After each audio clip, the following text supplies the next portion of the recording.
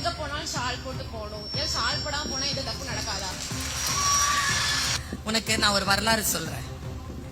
நீங்க என்ன பெருமை, நீங்க என்ன ஒன்னும் செய்யலையே பெருமை, அதெல்லாம் ஷால்லாம் போத்தலையே. எப்ப போடுவீங்க? ஒழுங்கா ட்ரெஸ் பண்ணிருக்கேனா? நீ சொல்லு. இப்ப சாயந்தரம் என்ன வந்து சிறப்பு செய்யணும்னு இருக்கிறாங்க. நான் என்ன கேக்குறேன், நல்லா தானே ட்ரெஸ் பண்ணிட்டு வந்திருக்கேன். எதுக்கு மேல ஷால் போடுறீங்க? எதுக்கு? இருங்க நந்தினி, நீ சொல்லு, எதுக்கு போடுறாங்க? ஒரு மரியாதை. அவ்வளவுதான், போ போ.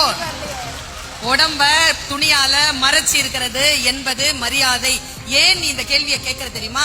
பெண்களுக்கு இந்த சமூகத்தில் ஆடை மறுக்கப்பட்டது தெரியுமா உனக்கு? இந்த பிளவுஸ் இருக்குல்ல, பிளவுஸ், அதுக்குள்ள இருக்கிற உள்ளாடை இருக்குல்ல, அதை நான் போட்டுக்க முடியாது. இந்த நாட்டுல பிறந்திருந்தா 60 வருஷத்துக்கு முன்னால நீ பிறந்திருந்தா உனக்கும் எனக்கும் இந்த நாட்டில பிளவுஸ் போட முடியாது. அதுக்கு நீ ஒரு வரலாறு தெரிஞ்சுக்கோ.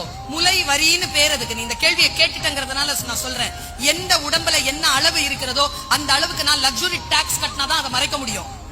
அதற்கு எதிராக எடுத்த போராட்டத்திற்கு பெயர் தான் மேல் சீலை போராட்டம். தந்தை பெரியார் எடுத்தார். வைக்கம் போர்ல மிக முக்கியமான போராட்டம் அது.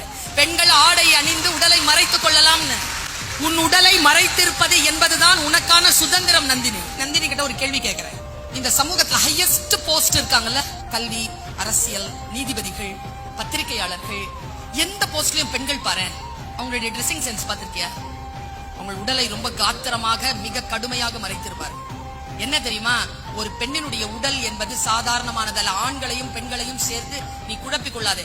உன்னுடைய உடல் இருக்குல்ல, இந்த இயற்கை கொடுத்த அதி அற்புதமான வரம். முதலில் நீ அதை மரியாதை செலுத்தினால் அதை உன் கட்டுப்பாட்டுல வச்சிருப்ப. அது யாருடே உனக்கு காட்டுறதுக்காக இல்லடா என் உடம்பு என்று நீ எப்பொழுது நினைக்கிறாயோ அப்பொழுதுதான் நீ சுதந்திரம் பெற்றவளாக இருக்கிறாய்.